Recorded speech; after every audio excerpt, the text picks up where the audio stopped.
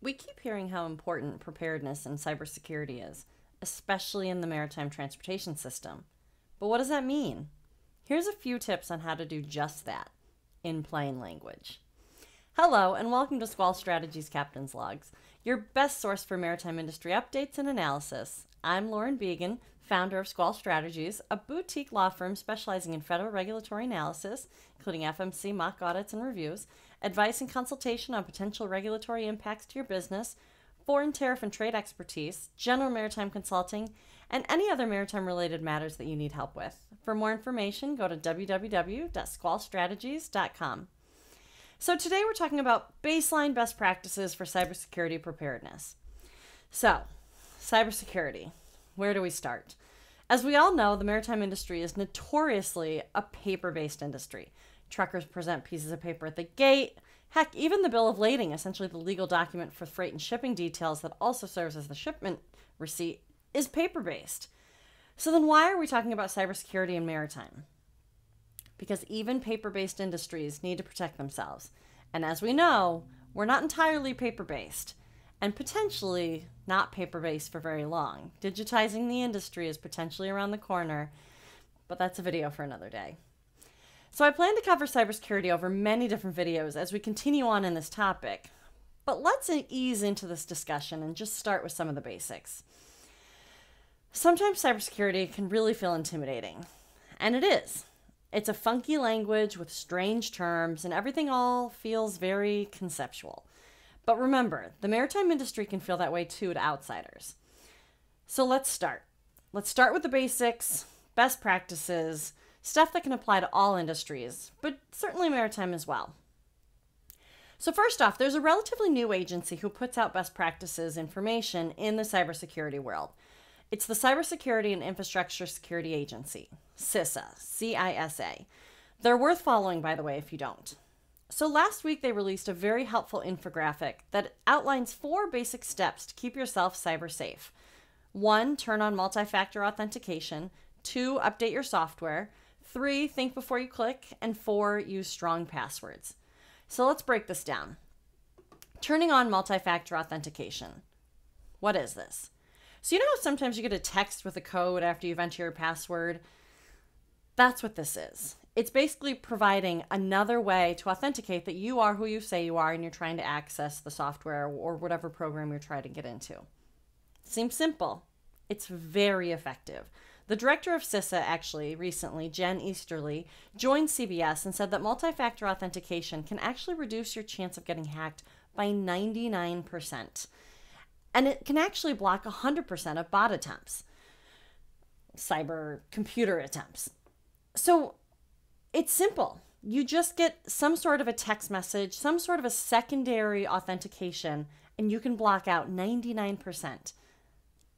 Add it to your software. Add it to anybody who has access to with sign-in codes or whatever it is in your business. This is so important, so simple, so easy, and so effective. So number 2, update your software. So why is this important? It actually helps. So if you update your software, it helps the software have the most current version of the information at hand. So the mechanics of this goes into programming and all the back-end stuff.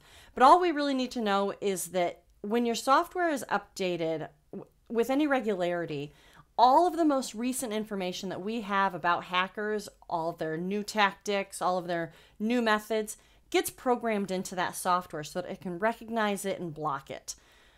Another simple thing, just make sure that you're using software that you're updating regularly and that it's still supported by whatever the host software is. Updating your software. It's so simple. Also another very effective way of making sure that you stay cyber safe.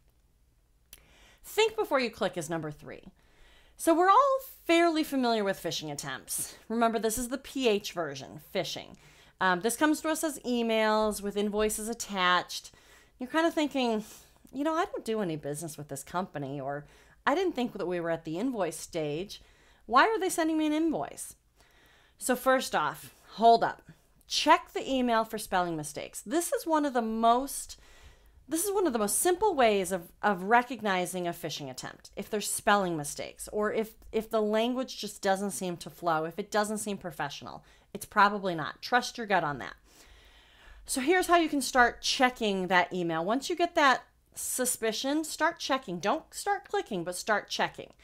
So you hover your icon over the email, and you know how sometimes that bubble pops up? It'll show you, without clicking, it'll show you what that email address is. If the email address isn't professionally the email address that you would expect, or if it doesn't have the same hook as what the website might have, I mean, there's your answer. If it's all jumbly gook and it just does not look like it's who it says it's from, it's not. Don't click on anything in there. Because what happens is once you start clicking on things, it's going to ask for passwords, or it's going to start downloading software, or it's going to ask you to pay bills. Don't do any of that. If it seems strange, either send it to your own IT department, just forward it on and say, this looks funky to me. Is it or is it real? They can check it out. Or if you do have a real contact with whatever company that allegedly sent you that email, use the email address that you know is real. Send them an email saying, hey, I got this email. Is it from you? Great way to find out, was that real or was that not?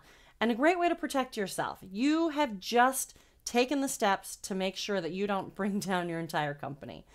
Because the most important thing that's actually underlying in this entire best practice here is to educate your workforce. Educate yourself and educate your workforce. I would say that the leading vulnerability for most businesses out there are your very own employees. Educate them on easy ways of not falling victim to clicking on stuff. So the number 4 best practice that CISA released was use strong passwords. We all know that that's a best practice, and we all get a little bit tired of creating new passwords and trying to remember new passwords.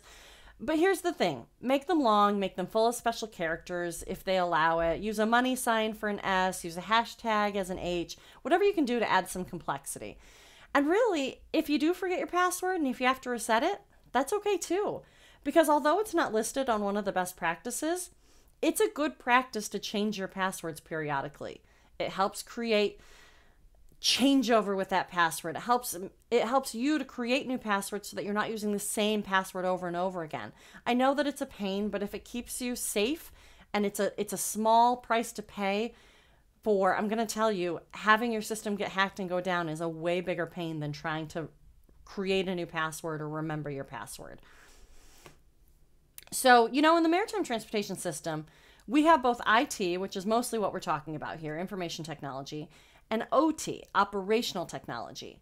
So that's like your cranes, your vessels, your wind turbines. We have a lot of heavy machinery in maritime that's used, and it's used to never be connected to the internet. That is until now. I'd say that the 5th best practice missing from CISA's list as it applies to maritime specifically is knowing the difference between OT and IT, operational technology and informational technology, and making preparations for both systems, making best practices for both. With IT, the best practices that we mentioned just above certainly apply, but for OT, how do we handle that? How do we handle OT?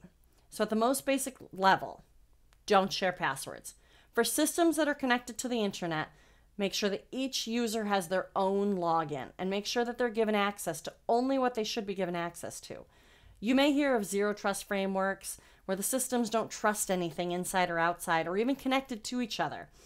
So in this instance, a zero trust net framework here, each sign-in would be its own independent, almost like a first-time sign-in. And really using the method above or previously mentioned maybe requires a code, maybe a multi-factor authentication. Maybe there's a fob that you have that pops up a new code every time you sign in.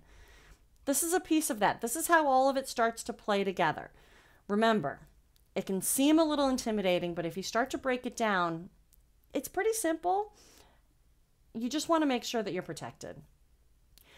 So these are just some of the preliminary best practices in the cybersecurity world, specifically of the Maritime Transportation System and how we as an industry can help protect ourselves. We will certainly be covering this in greater detail, but I want to bring everybody along starting from the same baseline.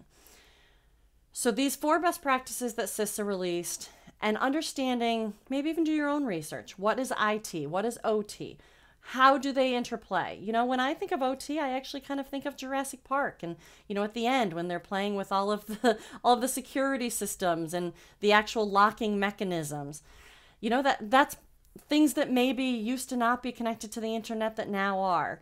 You know, if you need to connect it to something you already know, that's going to help you understand it better. So subscribe to this YouTube channel to make sure that you don't miss a thing as I start to dive a little bit further into some of the cybersecurity best practices, information, analysis, regulatory updates, and you can also subscribe to our email distribution list on our website, www.squallstrategies.com. So I hope this helped you dip your toes into the cybersecurity world. Like I said, it can seem daunting, but don't worry. Go slow, take it in pieces, try to apply these principles, like I said, to what you already know, and it's going to become a lot more manageable. Again, this is Lauren Began, and you've just listened to Squall Strategies Captain's Log. For more information or to get in touch with us, go to www.squallstrategies.com. See you next time.